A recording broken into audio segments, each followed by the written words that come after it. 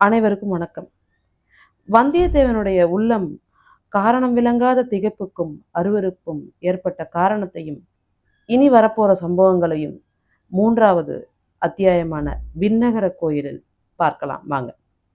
சில சமயம் சிறிய நிகழ்ச்சியிலிருந்து பெரிய சம்பவங்கள் விளைகின்றன. வந்தியத்தேவன் வாழ்க்கையில் அத்தகைய ஒரு சிறிய நிகழ்ச்சி இப்போது நேர்ந்தது.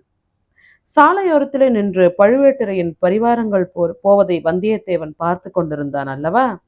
அவன் நின்ற இடத்திற்கு சற்று தூரத்திலேயே அவனுடைய குதிரை நின்று கொண்டிருந்தது. பழுவேட்டரையரின் ஆட்களிலே கடைசியாக சென்ற சிலரின் பார்வை அக்குதிரை மீது சென்றது. அடே, இந்த குருதையை பாரடா என்றான் ஒருவன். குருதை என்று சொல்லாதேடா, குதிரை என்று சொல் என்றான் இன்னொருவன். உங்கள் இலக்கோண ஆராய்ச்சி இருக்கட்டும், முதலில் அது குருதையா கழுதையா என்று தெரிந்து கொள்ளுங்கள் என்றான் இன்னொருவன் வேடிக்கை பிரியன். அதையும் பார்த்து விடலாம்டா என்று சொல்லிக்கொண்டு அந்த ஆட்களில் ஒருவன் குதிரையை அணுகி வந்தான்.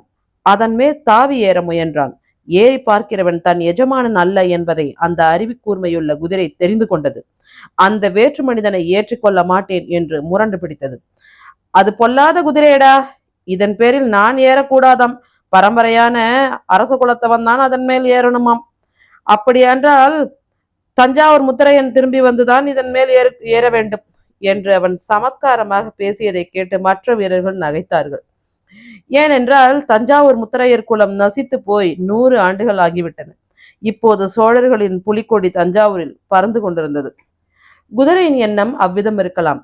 ஆனால் என்னை கேட்டால் செத்து போன தஞ்சாவூர் முத்தரையனை காட்டிலும் உயிரோடு இருக்கிற தாண்டவராயனே மேல் என்பேன் என்றான் மற்றொரு வீரர்.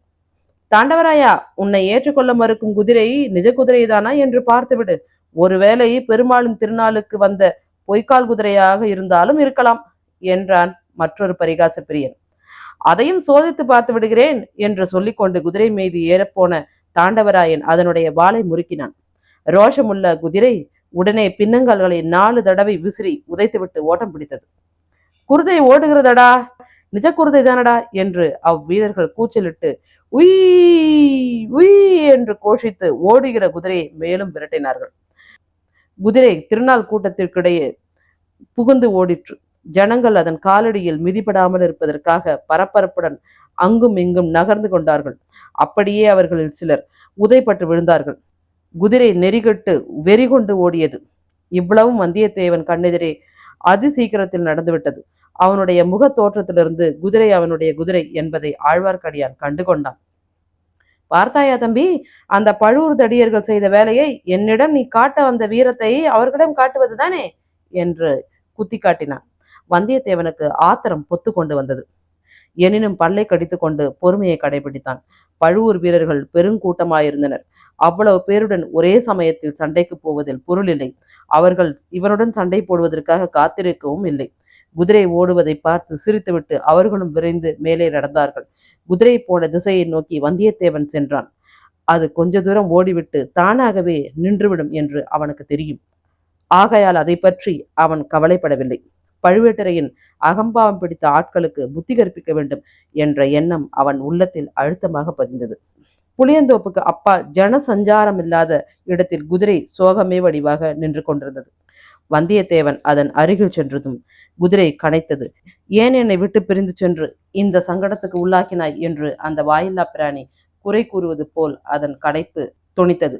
வந்தியத்தேவன் அதன் முதுகை தட்டி சாந்தப்படுத்தினான். பிறகு அதை திருப்பி அழைத்து கொண்டு சாலை பக்கம் நோக்கி வந்தான். திருவிழா கூட்டத்தில் இருந்தவர்கள் பலரும் அவனை பார்த்து, இந்த முரட்டு குதிரையை ஏன் கூட்டத்தில் கொண்டு வந்தாய் தம்பி? எத்தனை பேரை அது உதைத்து தள்ளிவிட்டது என்றார்கள். இந்த பிள்ளை என்ன செய்வான்? குதிரைதான் என்ன செய்யும்? அந்த பழுவேட்டரையின் முரட்டு ஆட்கள் அல்லவா இப்படி செய்து விட்டார்கள் என்று இரண்டொருவர் சமாதானம் சொன்னார்கள். ஆழ்வார்க்கடியான் இன்னமும் சாலையில் காத்து கொண்டு நின்றான். இதேதடா சனியன், இவன் நம்மை விட மாட்டான் போலிருக்கிறதே என்று எண்ணி வந்தியத்தேவன் முகத்தை சுலுக்கினான். தம்பி, நீ எந்த பக்கம் போக போகிறாய் என்று ஆழ்வார்க்கடியான் கேட்டான். நானா? கொஞ்சம் மேற்கு பக்கம் சென்று பிறகு தெற்கு பக்கம் திரும்பி சிறிது கிழக்கு பக்கம் வளைத்து கொண்டு போய் அப்புறம் தென்மேற்கு பக்கம் போவேன் என்றான் வந்தியத்தேவன். அதையெல்லாம் நான் கேட்கவில்லை. இன்று ராத்திரி எங்கே தங்குவாய் என்று கேட்டேன். நீ எதற்காக அது கேட்கிறாய்? ஒருவேளை கடம்பூர் சம்பூர் அரண்மனையில் நீ தங்குவதா இருந்தால் எனக்கு அங்கே ஒரு வேலை இருக்கிறது. உனக்கு மந்திர தந்திரம் தெரியுமா என்ன? நான் கடம்பூர் அரண்மனைக்கு போகிறேன் என்பதை எப்படி அறிந்தாய்? இதில் என்ன அதிசயம்? இன்றைக்கு பல ஊர்களிலிருந்தும் பல விருந்தாளிகள் அங்கே வருகிறார்கள். பழுவேட்டரையரும் அவர் பரிவாரமும் அங்கேதான் போகிறார்கள்.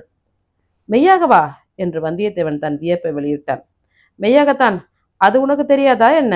யானை, குதிரை, பல்லக்கு, பரிவட்டம் எல்லாம் கடம்பூர் அரண்மனையை சேர்ந்தவைதான். பழுவேட்டரையரை எதிர்கொண்டு அழைத்து போகின்றன.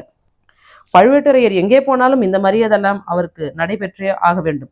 வந்தியத்தேவன் மௌன யோசனையில் ஆழ்ந்தான். பழுவேட்டரையர் தங்குமிடத்தில் நானும் தங்குவது என்பது எளிதில் கிடைக்கக்கூடிய வாய்ப்பு அல்ல. அந்த மாபெரும் வீரருடன் பழக்கம் செய்து கொள்ள ஒரு சந்தர்ப்பம் கிடைத்தாலும் கிடைக்கலாம். ஆனால் அவருடைய முரட்டு பரிவாரங்களுடன் ஏற்பட்ட அனுபவம் அவனுக்கு கசந்து கொண்டிருந்தது. தம்பி, எனக்கு ஒரு உதவி செய்வாயா என்று ஆழ்வார்க்கடியான் இரக்கமான குரலில் கேட்டான். உனக்கு நான் செய்யக்கூடிய உதவி என்ன இருக்க முடியும்? இந்த பக்கத்துக்கே நான் புதியவன். உன்னால் முடியக்கூடிய காரியத்தை தான் சொல்வேன். இன்றிரவு என்னை கடம்பூர் அரண்மனைக்கு அழைத்து கொண்டு போ. எதற்காக? அங்கே யாராவது வீரசைவர் வருகிறாரா? சிவன் பெரிய தெய்வமா, திருமால் பெரிய தெய்வமா என்று விவாதித்து முடிவு கட்டப் போகிறீர்களா? இல்லை இல்லை, சண்டை பிடிப்பதே என் வேலை என்று நினைக்க வேண்டாம். இன்றிரவு கடம்பூர் மாளிகையில் பெரிய விருந்து நடைபெறும். விருந்துக்கு பிறகு களியாட்டம், சாமியாட்டம், குறவை கூத்து எல்லாம் நடைபெறும். குறவை கூத்து பார்க்க வேண்டும் என்று எனக்கு ஆசை. அப்படி இருந்தாலும் நான் உன்னை எப்படி அழைத்து போக முடியும்? என்னை உன் பணியால் என்று சொன்னால் போகிறது. வந்தியத்தேவனுக்கு முன்னால் ஏற்பட்ட சந்தேகம் வலுப்பட்டது. அந்த மாதிரி ஏமாற்று மோசடிக்கெல்லாம் நீ வேற யாரையாவது பார்க்க வேண்டும். உன்னை போன்ற பணியாளன் எனக்கு தேவையில்லை. சொன்னால் நம்பவும் மாட்டார்கள். மேலும் நீ சொன்ன கதையெல்லாம் யோசித்து பார்த்தால் என்னையே இன்று கோட்டைக்குள் விடுவார்களா என்று சந்தேகம் உண்டாகிறது. அப்படியானால் நீ கடம்பூருக்கு அழைப்பு பெற்று போகவில்லை என்று சொல்லு. ஒரு வகையில் அழைப்பு இருக்கிறது. சம்பூரையர் மகன் கந்தமாறனுடைய உற்ற நண்பன் இந்த பக்கம் வந்தால் அவர்களுடைய அரண்மனைக்கு அவசியம் வர வேண்டும் என்று என்னை பல முறை அழைத்திருக்கிறான். இவ்வளவுதானா?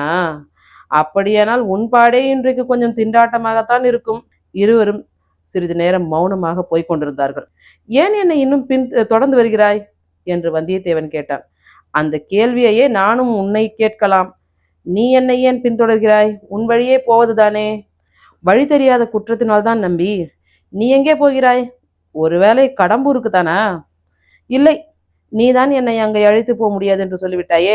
நான் விண்ணகர கோயிலுக்கு போகிறேன். வீரநாராயண பெருமாள் சந்நிதிக்கு தானே? ஆம், நானும் அந்த ஆலயத்துக்கு வந்து பெருமாளை சேவிக்க விரும்புகிறேன்.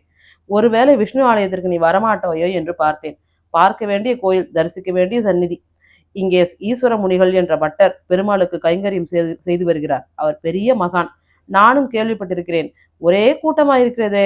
கோயில் ஏதாவது விசேஷம், உற்சாகம் உண்டோ?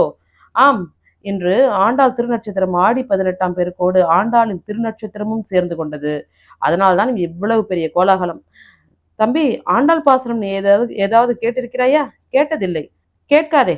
அதை காதினாலே கேட்காதே. ஏன் அவ்வளவு வைஷமியம்? வைஷமியம் இல்லை, விரோதமும் இல்லை. உன்னுடைய நன்மைக்கு சொன்னேன்.